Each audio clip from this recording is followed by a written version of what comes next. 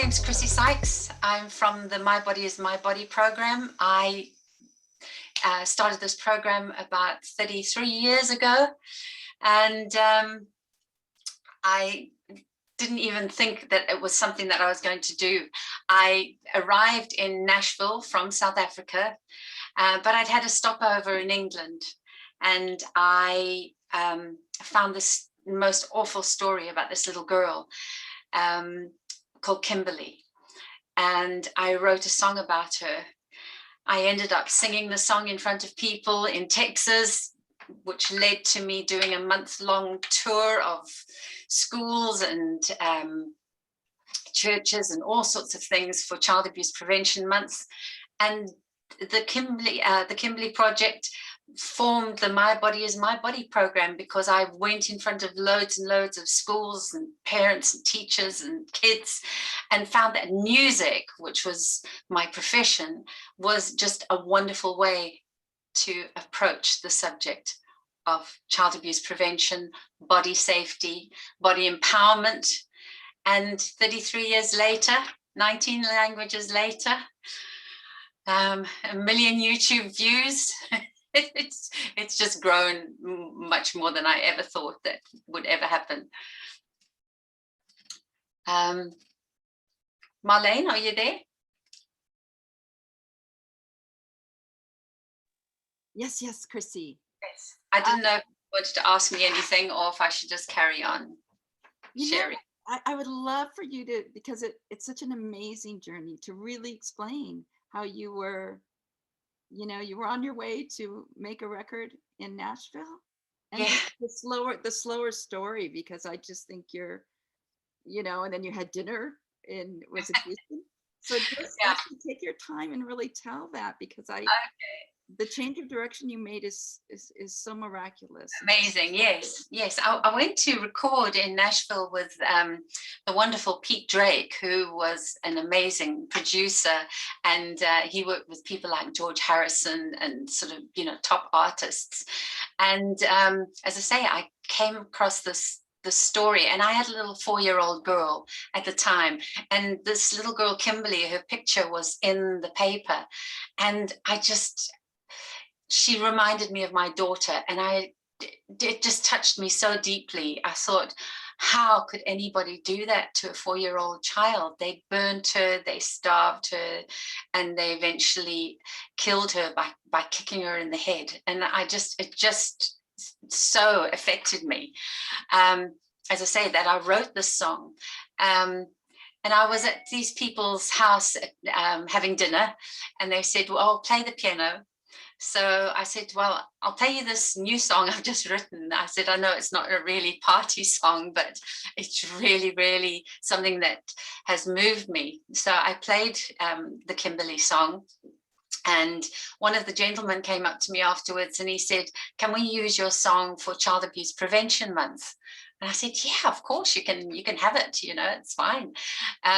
So we went in, we recorded the song, and we used it for Texas Child Abuse Prevention Month. I did this tour around all schools and community places, and we raised $70,000 by selling the records. We had records in those days, not MP3s, and it grew from there. The first day that I went out, they put me in front of 500 children, and it was like, oh, okay. And I ended up sharing my abuse as a child. I was sexually abused by my babysitter, and I had never, ever told anybody. And all of a sudden I started sharing with these kids, and then I played some songs, and I talked some more about abuse. And after the presentation, so many children came up to me and said, this has happened to me. And luckily we had social services there, so we could talk and get the children help. But the next day we did 2,000 children, and the same thing happened. Somehow the combination of music and talking about this subject just softened it, so that people were more open and more accepting of the program, of the presentation. So then what happened is I eventually went to the social services and the Department of Education that were touring with us. And I said, wow, this really seems to be working. Would you like me to actually write a music program? And let's do something, because they were amazed at the response as well. And so I said, just give me everything that you want me to put in a program, and I'll write it. I'll write the songs and put everything together. And that's how it was. I had no intention of doing that when I went to America. It was just something that found me, and I went with it, and I'm so glad I did, because I know from the letters that I've got from people over the years that lives have been changed, abuse has stopped, and people, even a lot of adults have come to me and said, thank you for your program, because it's allowed me to talk. And I think that's the biggest thing that most of us go through that have been abused, is we don't have the ability to talk about it, because we feel embarrassed. We feel, what will people think of me? What will they say? Will they think that it was my fault? And we've just got to share with people that as somebody that has been abused, you are not at fault ever. It's the person that abuses you that is at fault, and you should never ever feel bad about what you've done, because it's them. And we need to be able to talk and share. And so I have so many people now that talk to me and share with me and say that this kiddies program has helped them get over their problems and be able to talk about it again. So, you can use it however you want.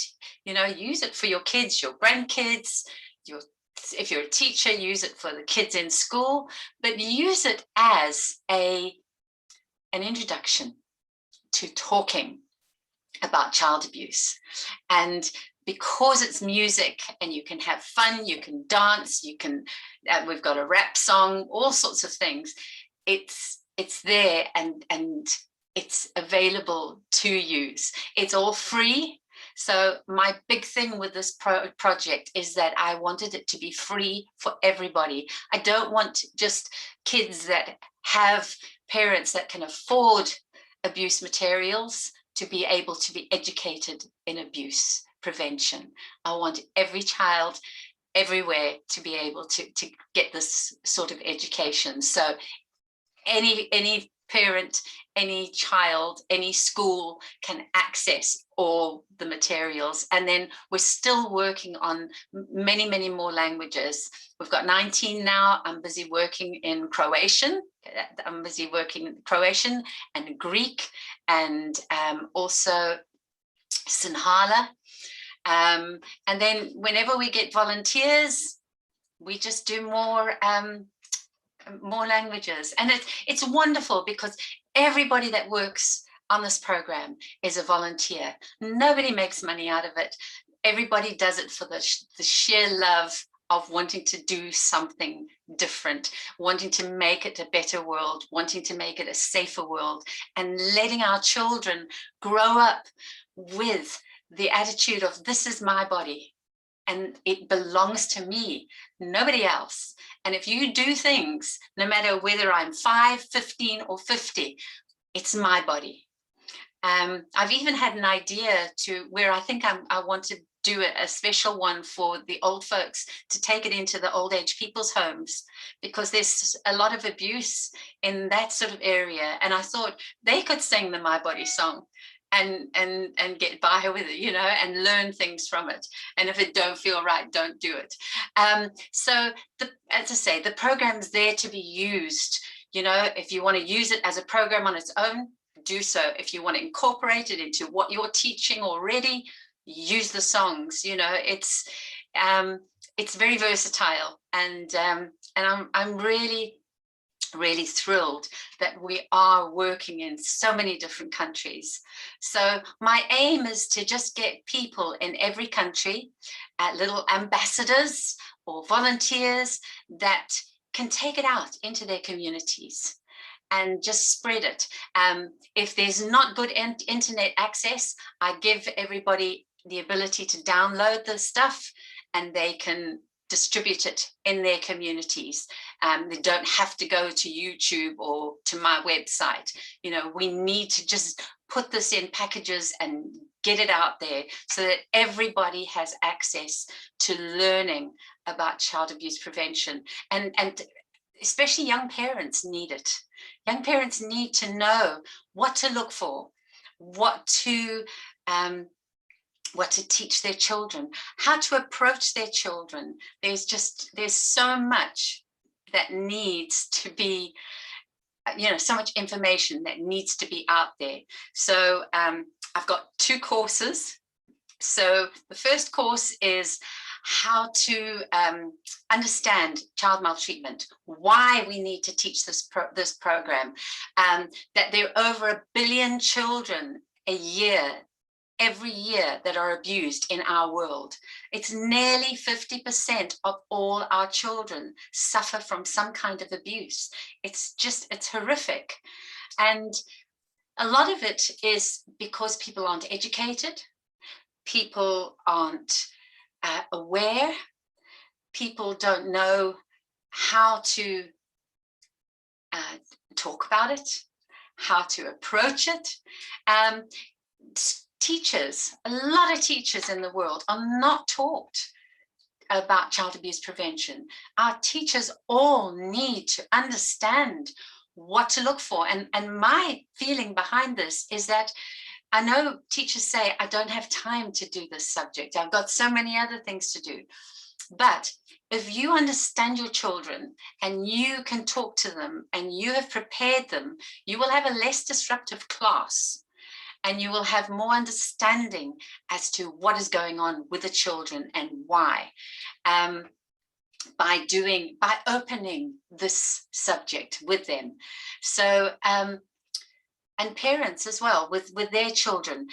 We often, as parents, are very naive as to where we leave our children or who babysits our children. I mean, I know for a fact with my mom, she didn't leave me with somebody that she thought would hurt me. She left me with somebody that she thought she could trust. And I would think 99.9% of parents do that. They think about who they're leaving their child with. But unless we've prepared that child to say no, or know that you can go and talk to your parent, because when I was 4 and sexually abused, I was scared. I never thought, oh, let me go and tell my mom about this, because I thought I'd done something wrong. You feel, although you don't understand what's happening to you, you can feel that it's wrong. And I think most children feel that. So unless the parent has come to them and said, right, we're going to do this, and if anybody tries to touch your private parts or tries to touch you in a way that makes you feel uncomfortable or does anything that makes you feel uncomfortable, you come tell me. We need as parents to do that and to share that information. It's so important. And where you have parents that aren't listening, we need the teachers and friends' parents and other people in the community to watch out, to look out for our children, because child abuse is not a one-person thing. It's a community thing that we all need to get involved in. We need to watch children. If children are out at 10 o'clock at night on their own, why are they out? We need to watch and then not criticize, just help parents understand why that's not good. I think the blame thing as well, we need to get out of.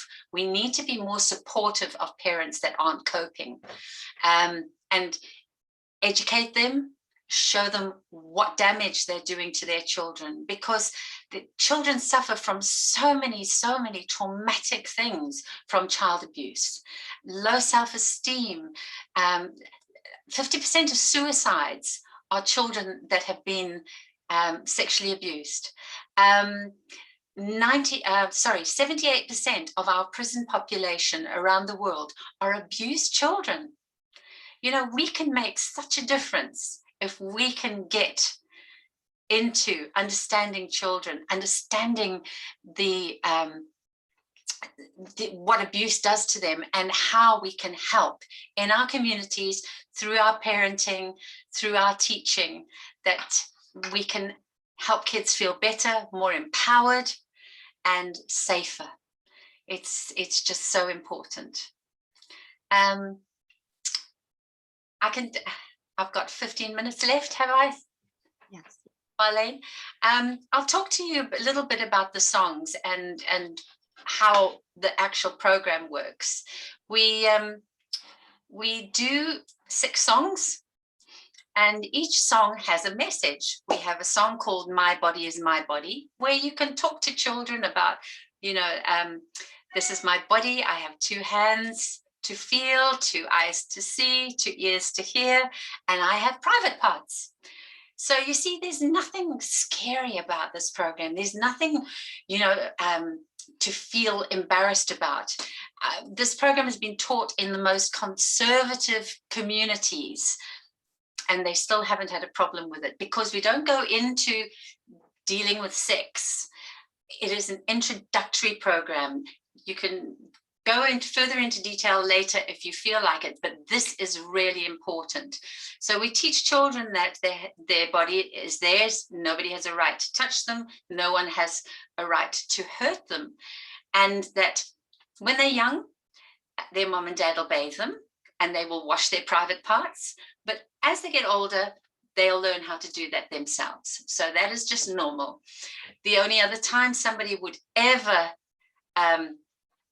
touch your private parts is if you are sick or sore and you go to the doctor. The doctor might have to put medicine there or check you. And apart from that, no one should ever be touching your private parts. And if they do, you say no and you go and tell somebody. If they don't listen to you, you tell somebody else, and you keep telling till somebody helps you.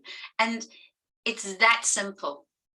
If we can get that into children's heads right from the age of 3, because they understand at 3 that they've got bodies, they understand that, you know, the concept of this is mine. And even things like, you know, as parents, we go and visit grandparents and we're always saying, go hug auntie, go hug uncle. And your child might be standing there going, I don't want to. Don't force your child. That we mustn't force children into doing things, because that is a bad precedent for as they grow up and grow older. As teenagers, they might feel pushed into sexual encounters because they've learned that. They've learned, oh, I've got to do that. I've got to go and hug and I've got to go and kiss, because that's what I should be doing. We should be saying, if you don't want to hug, it's okay. Go and shake hands or go and say hello. But you don't have to do something physical. You don't have to sit on somebody's lap. It's all about body empowerment. And that's what we have to give our children. Both girls and boys, but especially our girls, because they suffer from that tremendously in many countries. The Western girls are a little bit more educated, but in the Western countries where I've been doing statistics on schooling this last week, and there are just so many millions of girls that are not in school. And so therefore they are not getting that education on their bodies. And so we need to do that as well. But we can, as long as we initiate it when our children are young and remembering, and also the music helps them to remember. You all will remember songs you heard when you were little. and you remember them for the rest of your life. So if you teach them the My Body is My Body song, that will stay with them. This is mine, and nobody has a right to hurt me. Nobody has a right to touch me, because my body is my body. And if we can give them that lesson, in essence, we'll be doing an amazing job. The next song is called If It Don't Feel Right, Don't Do It. And it's very much on the same sort of theme of listening to your feelings. And if something feels uncomfortable or something doesn't feel right, say no. And it's, again, a rap song. The kids love it. They love joining in with that. And we also talk about peer pressure. If other friends are wanting you to do things that you know are wrong, or your mom and dad won't want you to do, then don't do it. Don't get pushed into doing something you don't want to do. Whatever it is, whether it's your friends, older people, siblings, it's your body, and you have a right to make sure what you want to do. The next song is called The What If Game. And what we do with that one is use different scenarios. Because children don't think a lot of the time. They're so preoccupied with playing, with being on their phones, if they've got phones, or chatting to their friends, that they don't look at what's going on around them. So we have to just prepare them. What happens if somebody tries to pick you up from school and they know your mom and dad's name and your aunties and uncles or your grannies and grandpas, because those people have been on Facebook and they've done their homework? Do you go with them? No, you don't ever go with anybody you don't know. Just a thing for parents, it's always a good thing to have a code word with your kid, something that only you and your child would know. Something, it's like, I've got a little girl, little grandchild called Lexi. And so our little thing is called Lexi Pie Poopy Face, which nobody else knows, but she's grown up now, so it's okay. But, it's sort of something that nobody else would know. So just something like that. Or Superman, or whatever you have with your child, something special, and let that child know that if somebody's got that code word, then they're safe to come with you. The other thing is just different scenarios, like somebody coming up to you and saying, come and have a look, I've lost my dog, please come and help me, my puppy, have you seen it somewhere? And they get the child so caught up in the emotion and the time that the child forgets to think, oh, I shouldn't be going with this person.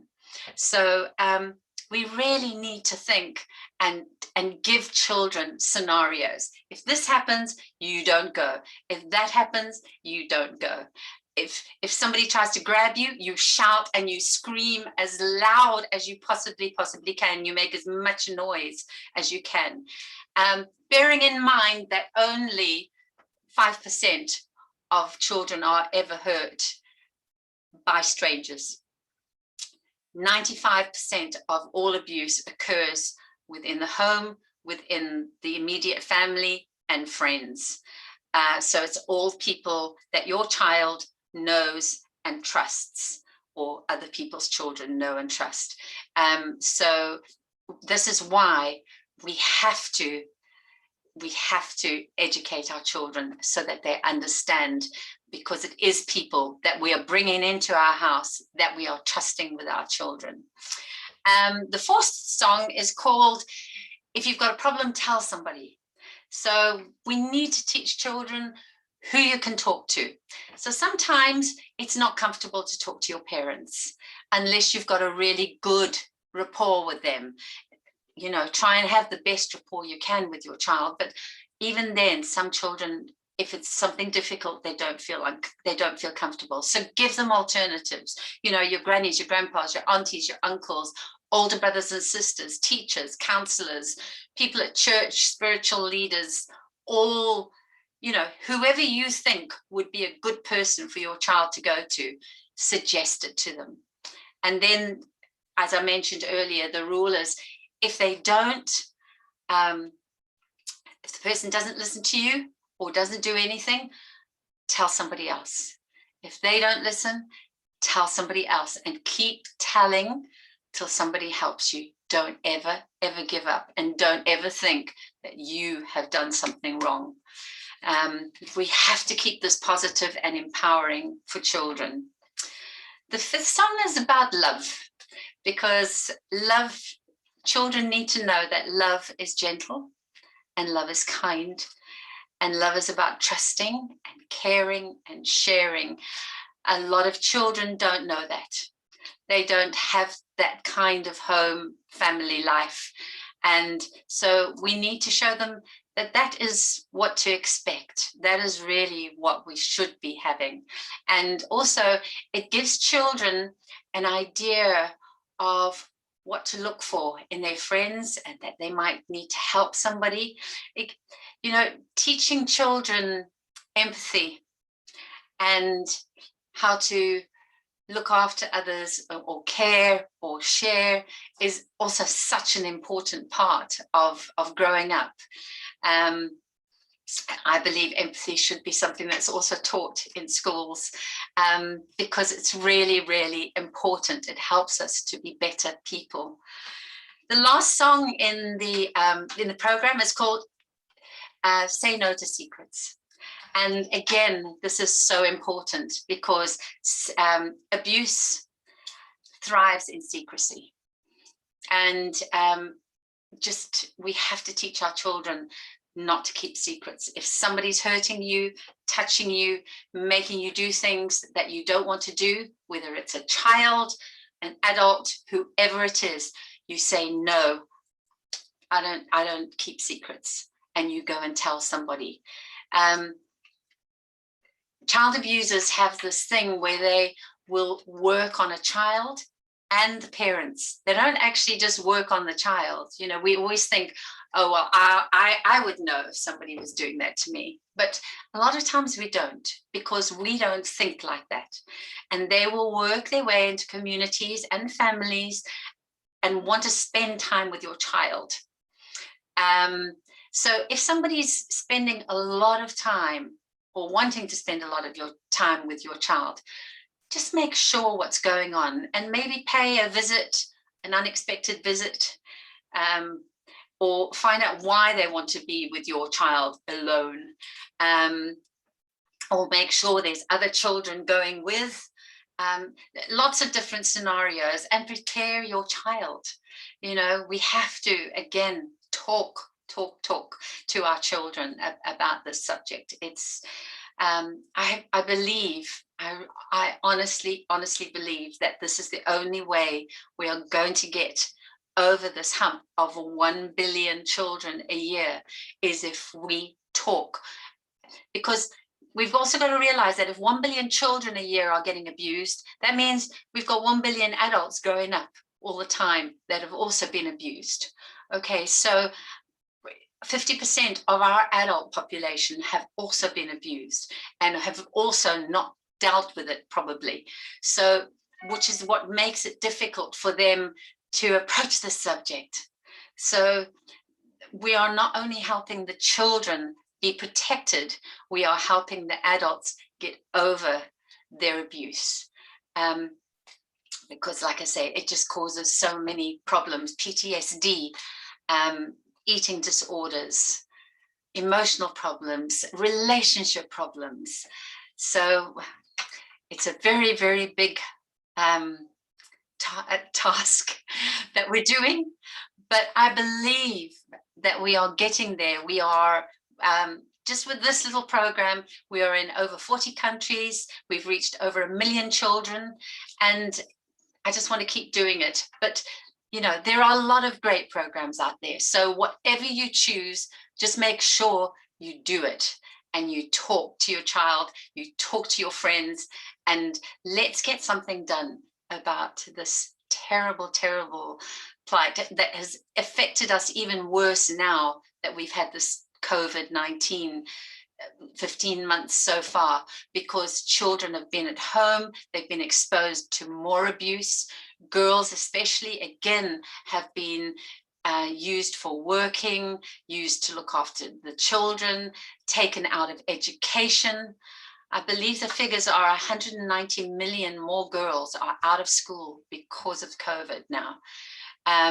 And we just have to make sure that all our kids get the right education and the right empowerment to grow up to be successful, healthy, wonderful children that they can be.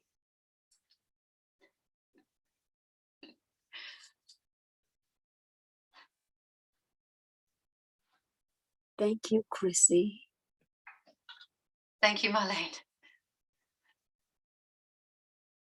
I can't hear you. Thank you, Chrissy. I needed to mute myself. So I stopped the live stream. So congratulations, you were the last one was also live stream, but they handled the mechanics. So this was the first time I handled the mechanics on live. Well done. Well done. It's new stuff but I'm so happy, darling, that it's you. So we'll have a recording from the live stream. So we're still recording this now. I'll stop this recording too, but this is meant to be, you know, I was heartbroken that I wasn't able to take things live Monday and Tuesday, but we will take them live eventually. But the fact that, you know, you went live, the first one that we're, you know, succeeding, because they're still teaching there's 700 events. It's The amazing. fact that you were live on World Unity Week with your message, with the work that you've done. Again, I'm so emotional. I'm just so emotional. I'm so happy right now. Oh, brilliant. Thank you so important. much for the opportunity. I really appreciate it. It's Well, brilliant. it's amazing. I mean, the fact that you're in 40 countries, Chrissy. Yeah. I really wanted to be able to play a song, but so tell me, dear, when you were, because I thought if I assigned you the co-host, you could play it. Right now, are you able to do a screen share? No, you've disabled it. Oh, it's saying I disabled it. Okay. So I wonder, so normally that's why I made you the host. So let me make you the host again and see if you can do it then. Because I want to know this. So Okay. I'm going to make you co-host. You're now the co-host. Can you do it? All right. Now, hang on. It's saying allow Zoom to share. Security and privacy. Let me just. Well, that is the reason they make us choose. So these global events are at high risk for hacking, especially when we go live. So for security reasons, you have to choose one of certain things. And one is they highly advise don't permit screen sharing. But we did screen share yesterday with Paul Vassie. So I was the host and he was able to screen share. So let me do participants. More. Yeah, I'm not seeing permit to screen share. So, well, we're all learning here. We're learning the technology and it's always changing. Last year was very easy to go live. This year, there were many more steps involved with going live on Facebook. So it's constantly changing. So we're always learning new skills. Okay, well, what if you just played it? What if you just played it in your office? I could? Yeah, let's just hear it. I just would love Prabha to hear it, would love Meg to hear a sample of the song. Okay, I'm just like, it says go into security and privacy to grant access. Security and privacy details. Just sing for us, Chrissy. Okay. Oh, let me go to security. Okay. Well, it says, okay, you know what, Chrissy, here we go. I'm gonna go allow participants. Okay, we'll do it briefly. Allow participant to share screen. You can share screen now. That's where it was buried under security. Go ahead and share your screen now, darling. Okay, hang on a second. No, it's still saying I need to do it. General, firewall, security and privacy. Screen recording, files, input, speech recognition. I need to find out where this is. It's under it. When I call it up, there's security. It says allow participants to share screen. I've clicked yes. Yeah, I think it's me that screen recording, Zoom. No, it's not letting me do that. Well, when you're on our Zoom settings rule, for lack of it, they're in charge. They're the control panel. So your Zoom settings ought not impact it in any manner. No. Because they're not logged into your Zoom. Security and privacy. Firewall. I'll stop. I'm going to stop. I wanted to keep recording in case you played your song, but Oh. you can just edit it in. Oh, I can give you the what, darling, we can edit it in post-production anyway. Yeah, you did a wonderful job explaining everything. I'll send you a link. Okay, you were terrific. Oh, thank you. I'm gonna undo the share screen. Okay, I did that. So now nobody can hack me. Thank you, Meg, for joining. Thank you, Prabha, for joining. I'm a happy girl, man. It can be a lot of work putting all this together, but when we have these successes that are going to impact so many for such critical life skills, it just makes me soar, makes my spirit soar. So you are amazing. Oh, did you find it? Did you find something to play? There's the link. I mean, I can play it a little if you like. Go ahead and play it. Let me just see where she starts singing. We're not recording, but we can hear it. We can. We're going to do the first song now, and I want you to sing along with me. Can you hear it? Yeah. It's my body, and nobody has a right to hurt me, 'cause my body is my body for me. It's my body,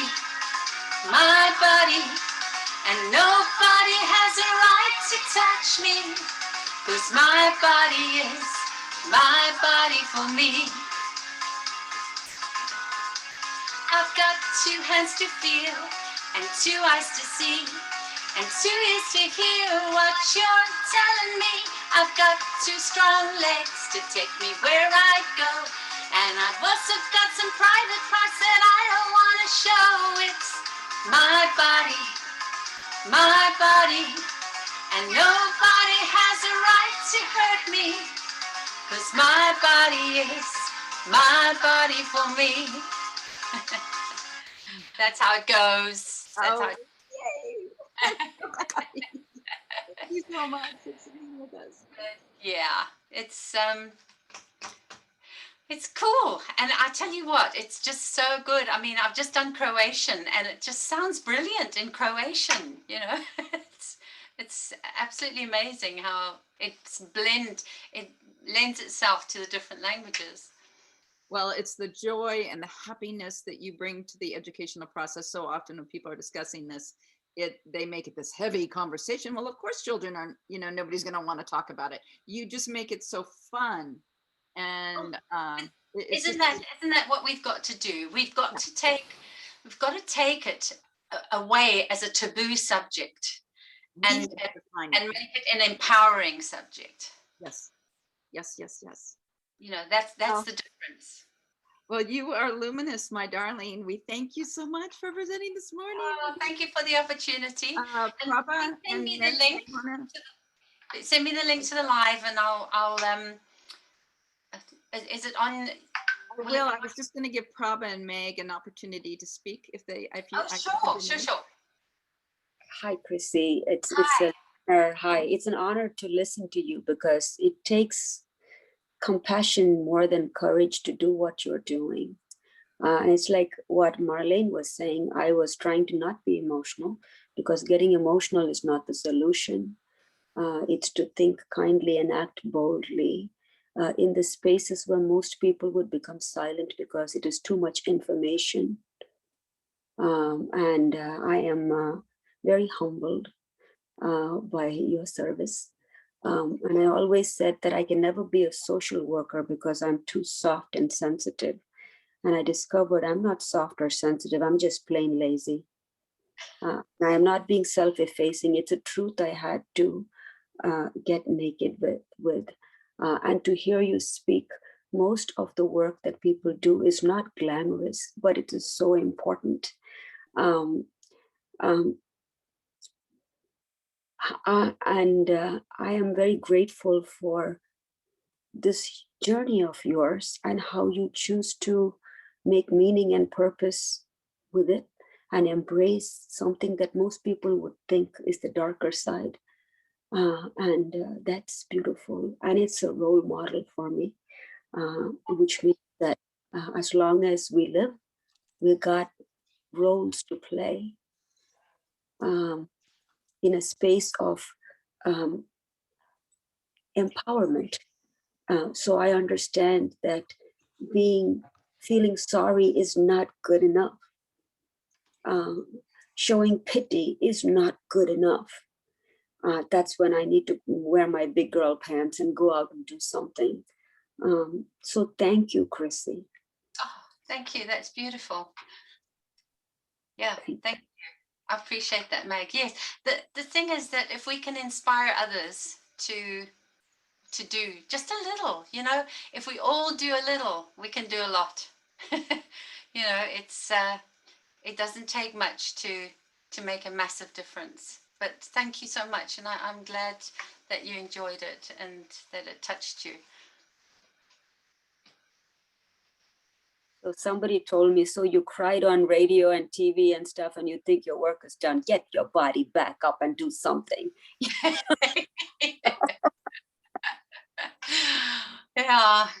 Yeah, it's hard. We've got to also be inspired.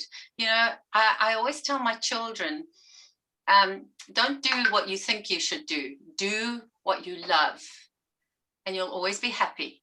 And I love doing this. I love teaching people. I love inspiring and talking to different people around the world and hopefully making a difference, but you don't get tired. If it's something that you don't enjoy, you kind of, do I have to? Or, so yeah, it is something I always teach my brood. Meg? Yes. Thank you so much for joining. Thanks, Meg. Thank you. And thank you, Chrissy, for a wonderful and also sad that we even are talking about it. Yes, it's wonderful that we need to talk about it now. I have a 4-year-old niece that I'm enjoying so much.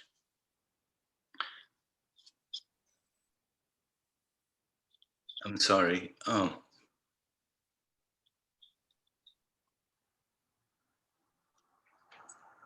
Especially when I have a 2-year-old and a 1-year-old grandchild, when they're so beautiful and innocent.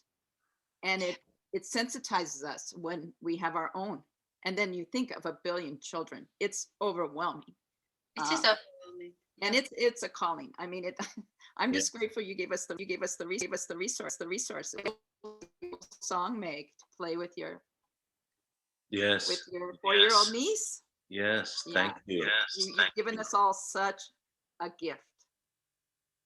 So I'm so grateful.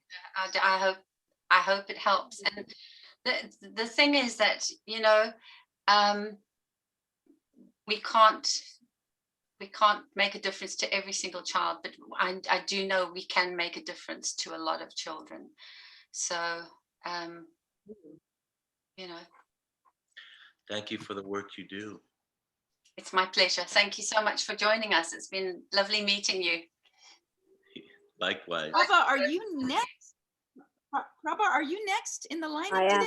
I am next. And I love if she just talked about a place of love. Yes, normally I have time in between and I write down and then I know who's coming next. We started at 7 a.m. this morning on the Pacific Coast with our Toto and Nikki in Africa. So I didn't write things down. I had my coffee, I sat down and we got rolling. Go get it. Prabha. So